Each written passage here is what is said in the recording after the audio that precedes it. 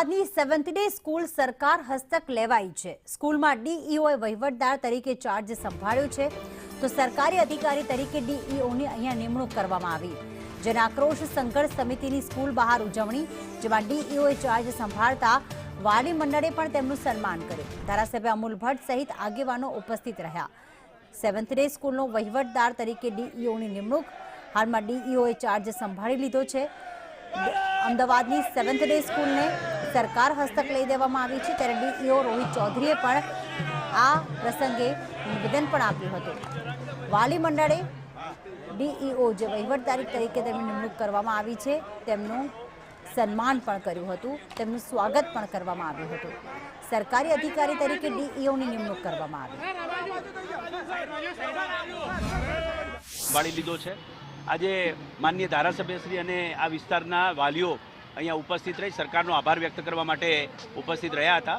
ખાસ કરીને આ એ બાબતો હતી કે વહીવટી બેદરકારીઓ જે રીતે શાળાએ સતત રીતે કોઈ પણ પ્રકાર એના ઉપરથી એવું સ્પષ્ટ પ્રૂફ થયું કે સદર શાળાની આ સ્થળ ઉપર માન્યતા નથી। જો માન્યતા વગર અમાન્ય શાળા આટલા અને હવે પણ જો એ આગળ ચાલવા દેવામાં આવે તો બિલકુલ એ ગેરકાયદેસર થાય।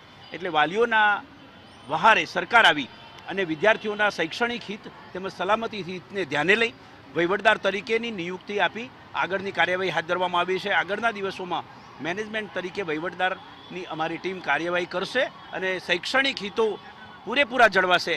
સદર શાળાના શિક્ષકો અને પ્રિન્સિપલ સહિત જે રીતે એકેડેમિક કામ ચાલી રહ્યું છે તેમાં કોઈ ડિસ્ટર્બન્સ કરવામાં આવશે નહીં અને તેઓ એશ્યોરન્સ પણ આપ્યું છે મને ધારાસભ્ય અને અમે પણ વાલીઓને પત્ર પાઠવી આપ્યું છે અને શિક્ષકોને ખાસ કરીને અમે મોટિવેશનલ કામ એમના ઉપર થાય એ પ્રકારનું કામ હાથ ધર્યું છે।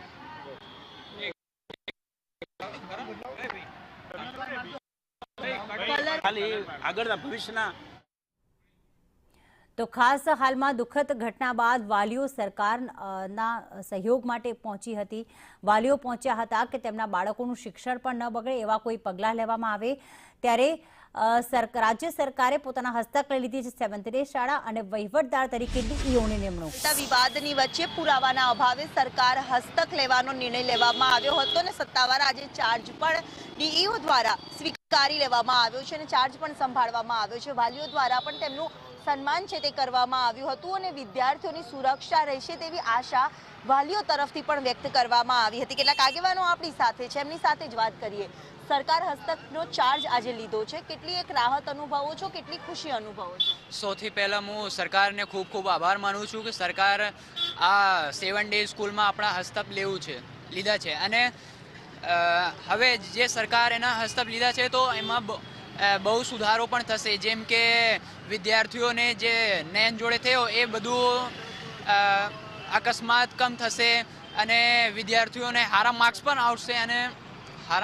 આવશે અને સ્કૂલમાં જે મેનેજમેન્ટ છે મેનેજમેન્ટ પર સારી રીતે સુધરશે। જ્યારે વિવાદ થયો ત્યારે અનેક આક્ષેપો પણ કરવામાં આવ્યા હતા, તમામ આક્ષેપોને ધ્યાનમાં રાખવામાં આવ્યા, સાથે સરકારે હવે હસ્તક લીધી છે, તો એક આગેવાન તરીકે શું આશા રાખો છો?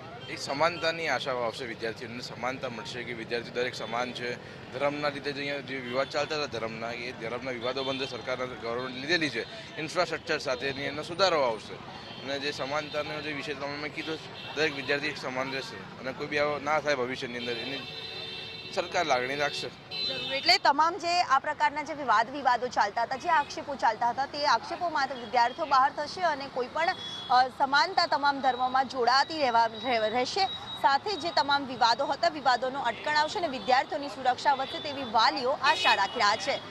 કેમેરામેન મનીષ વાણિયા સાથે દિવ્યા ચૌહાણ, સંદેશ ન્યૂઝ।